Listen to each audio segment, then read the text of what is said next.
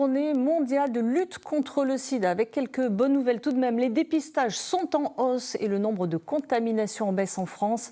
Mais les infections restent malgré tout élevées. Environ 5000 personnes découvrent leur séropositivité chaque année. Comment vit-on aujourd'hui avec le VIH? Reportage à l'hôpital Saint-Joseph à Marseille de Jean-François Georgetti et de Gilles Amar. Hôpital Saint-Joseph de Marseille. Comme chaque année depuis 10 ans, un stand d'information sur le sida est installé dans le hall d'accueil.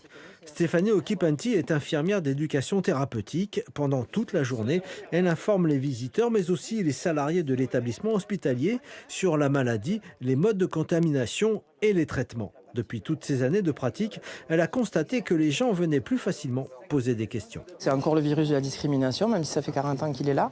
Donc je trouve que les gens sont un petit peu plus, c'est pas courageux le mot, mais viennent un petit peu plus volontiers à l'information. Parce qu'ils se rendent compte qu'il est toujours présent le virus. Et que peut-être des choses ont changé, notamment les traitements et puis les informations et les prises en charge. Franck Tolinki est médecin généraliste. Depuis 30 ans, il s'occupe des malades du sida. Il a constaté des progrès scientifiques importants. Des traitements médicamenteux ont beaucoup évolué et sont devenus moins contraignants pour les patients. En revanche, il a noté une baisse de la connaissance du risque dans la population.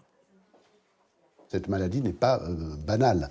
Il y a un état d'inflammation chronique du corps qui, même sous traitement antiviral, peut faire le lit d'autres maladies, ce qu'on appelle les comorbidités, ce qu'on appelle les cancers, et d'autant qu'il y a souvent du tabagisme, des addictions supplémentaires qui vont aggraver les choses. En 2022, la région Provence-Alpes-Côte d'Azur est la deuxième de France en nombre de dépistages du VIH par habitant.